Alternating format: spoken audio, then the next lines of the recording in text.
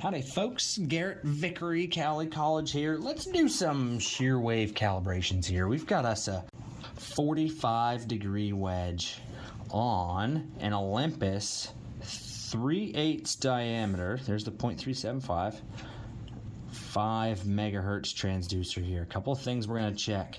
I want to see how that wedge is looking. We have already unscrewed and applied couplant in between. Not a lot of wear, not a lot of scratches. Those can cause you trouble, pain, and grief in the future. First step here on this calibration is to locate the beam exit point. And we're going to do that by driving this transducer and doing kind of these full sweeping motions. See how that A scan rises and falls with me? Whoop, whoop. Now there's one position here where it is its highest. And I'm going to switch gears here and focus you in on that and lower some gain so we can see the tippy top of that, which happens to be right where that fell.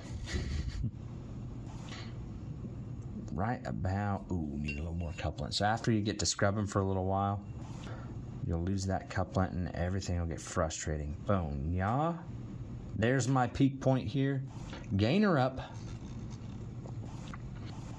And we've got a beautiful looking 4-inch signal here and another 9-inch signal there.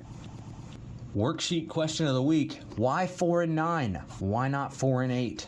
Let's see who can follow the sound path here coming down onto that edge and back to the transducer.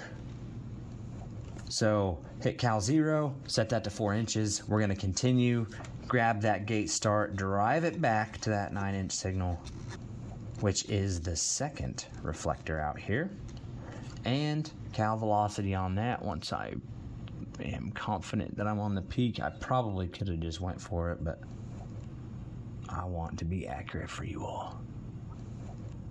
Oh gosh, now it's going to be a pain. This is like when the auditor walks by and says, "Can you show me that again?" And then it all turns to shambles. So I like that peekaboo right about there. We're going to hit cal velocity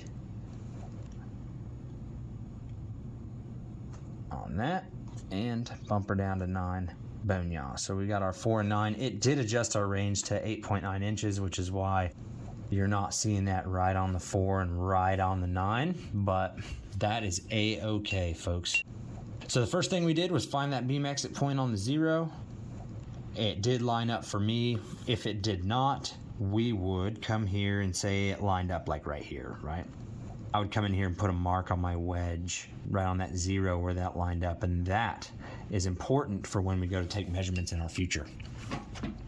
Up next, since we're using a 45-degree wedge, we've got to come to this position on this IIW block, aiming down at that lucite disc. And again, same procedure. Looking for that peak, doing a little forward-backward scrub action, looking for the highest point of that signal. So we're going to gain it back down so we can see that peak.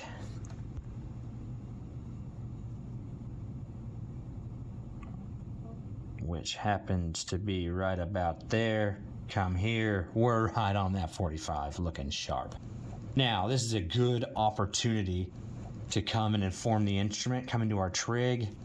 And if that were 46, 47, 44, whatever that needed to be, we'd make that adjustment so that then the math that the instrument does for you, it's a secret. I know that we've been calculating it, but in the essence of time and effort, the instrument does do that sine, cosine, and tangent for you, I know. However, building the map in your head of what's happening with the sound, it is a good practice to know those calculations too. Last step here, coming in, and we are going to find that 60 thousandths hole, and we are going to peak that signal. Oof. Now, depending on the code you're working to, ASME versus AWS versus how you want to interpret AWS, if I remember correctly, as long as you have that reference position in between 50 to 80% screen height as long as all of your defects are measured based off of that reference point. So if you choose 50, you're stuck with 50. If you choose 80, you're stuck with 80. Kind of up to you, depends on how noisy the material is. But so find the peak there, which I liked right there, and I actually have it set to 50. Oh, maybe a little too high actually. So getting that couplet to just be repeatable.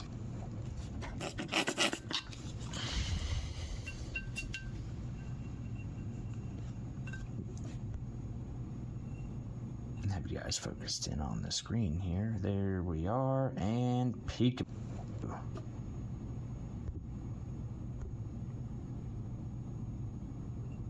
I'm getting it right at about 50 when I find it. Using a 45 degree on a side drilled hole, kind of wonky. There's really one good position, the rest of them are bad. Using a 70 degree, you get a lot bigger wave front, and it kind of makes it a little easier for you. But right there's that peak position there, and I've got it at about 52, so I'll bump that down just a scoosh. And write down that reference gain, which is 55.5 decibels. In our future, when we go to accept and reject defects using something like a WSD11, that reference gain will go in when we do an A minus B minus C, looking for a D rating or the indication rating, whether it's acceptable or rejectable. All that will make beautiful sense in no time for you folks. I hope you found this informational, educational. As always, you're only alone with this curriculum if you choose to be. Feel free to give us a call, shoot us an email. Thanks, we'll see you in the next one.